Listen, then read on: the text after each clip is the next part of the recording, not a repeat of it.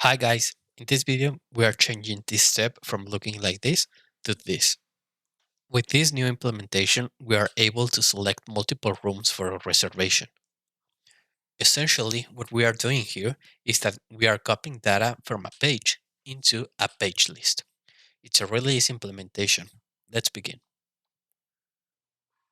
Alright, if we want to make a reservation for multiple rooms, we will need some kind of list. For this, we can use a page list, which is very similar to what we used before, which is just a page. To make a page list, we have to go to the reservation case type in our App Explorer, go to Properties, and here we have a room page. I am going to make now a room page list. So let's right click on Property, Create. I'm going to name this Room Page List.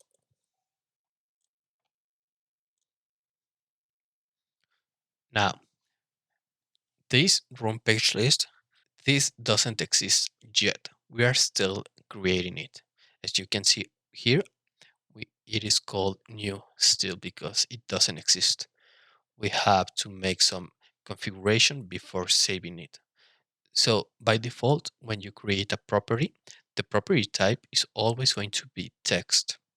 So let's change this to use, in this example, a page list. Now, on what data type is this page list going to be based on? Well, it's going to be from our room data type. So the page definition is HBA booking data room.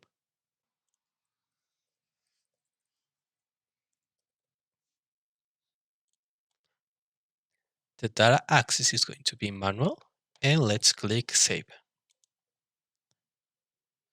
So now this rule, this property rule, exists. The next thing that I want to do is to have a section where I can display this new property. So I'm going to create a new section in a reservation case type. So here in user interface, I'm going to right click and create a section.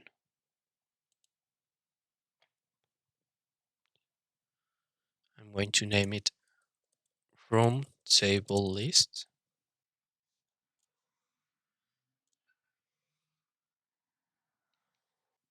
Now to display a list, we are not able to do it in this kind of editor. So I'm going to convert this to the full section editor. And now here we have more configurations that we can play around with.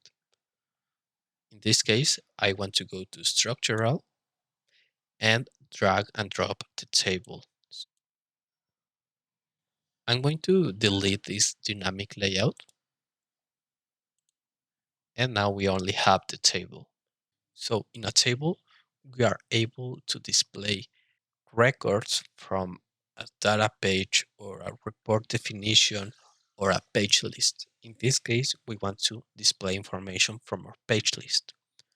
So we need to configure this table to display that information. So let's click on the gear button and we have different types of sources. In this case, the property source is the one that we need. So let's select the page list that we just created, which is room page list.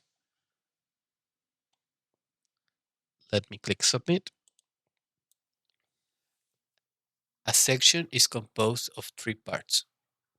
We have the content section, we have the action top section, and we have the action bottom section. In this section, we are able to display the attributes from our page list.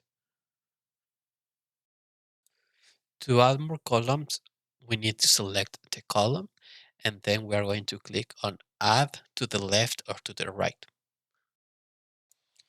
I'm going to add two new columns.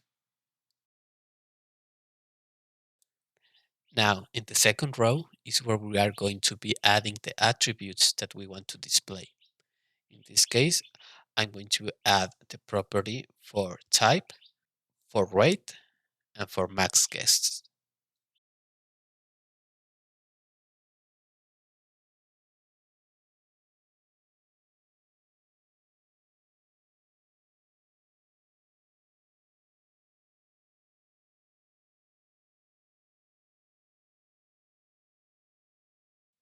And I'm going to add a title for each column. You can just click on this section and start writing the title. So here it's going to be the room type. Here it's going to be the room rate.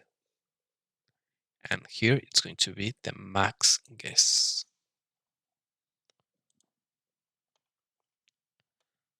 Now I'm going to save this section.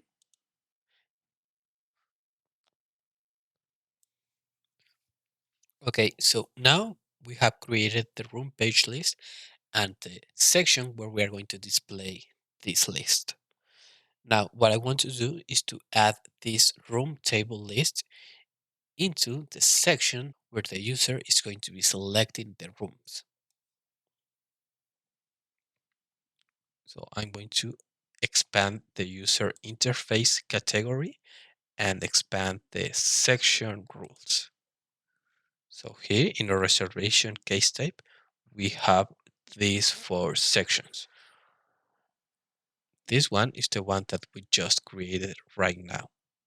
The room table list is this one.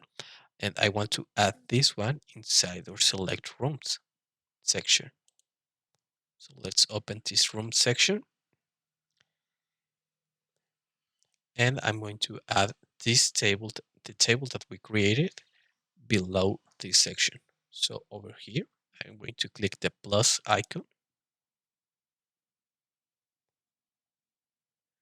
And I'm going to go to data display and select embedded section. So for this, I'm going to use the current page context, which is a reservation case type.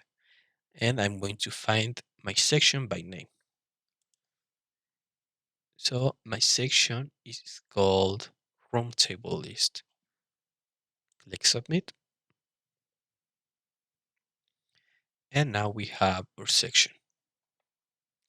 So now let's save this.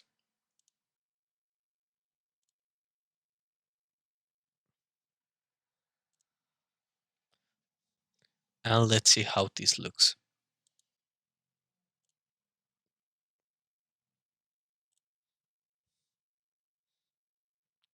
Okay, so now we have this section. If we click add item, nothing happens. So if we want to add items manually, we have to change one configuration in our table. So let's go to the table.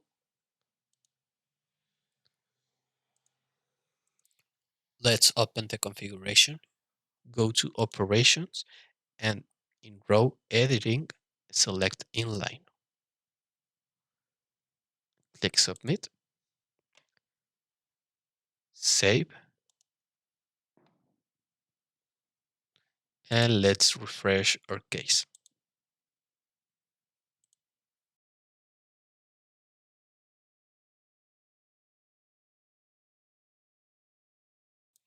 Now in this table, we are able to add records manually.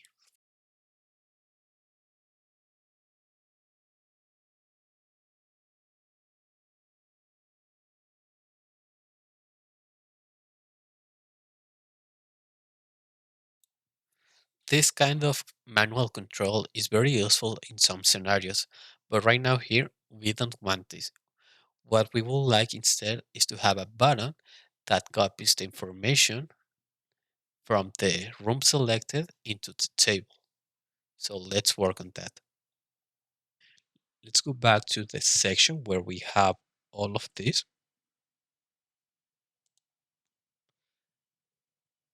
Click the plus icon, go to action, and select button. So this will add this button. Let's edit this.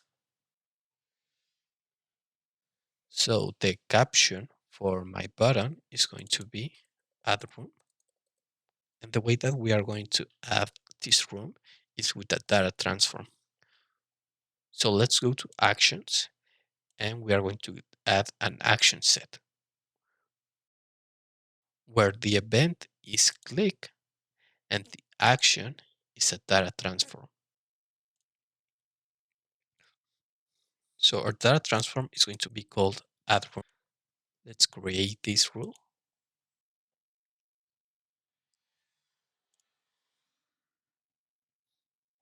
So for what we want to do, which is copying from a room page into a room page list, there is an action that we can use here. And the action is append to. So here in target, it is asking us for a page list. And if we change the relation from a new page to an existing page, it will ask us for a page. So here we need a room page list. And in our source, we need a room page. So whatever a room page has, it will be copied into a room page list. Let's click save. And let's see if this works. Let's go to the section. Let's make sure that we are using the correct data transform.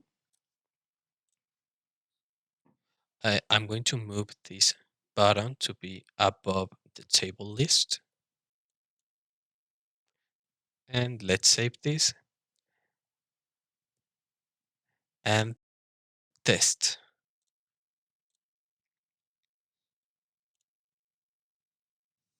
Okay, let's select the single room. Let's click add. And nothing is happening, right? I added a single and a double room type. Well, the reason is that it is in fact adding the room, but it is not refreshing the section. So if I go back and return to that section,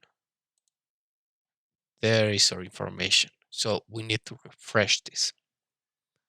So let's go to the section. Let's open the button action set and let's add a refresh action. Now in the refresh action, we are also able to run data transforms. So instead of running it here, we can actually delete this run data transform and run our data transform directly in this refresh action. So let me click submit, save, and let's see if this works.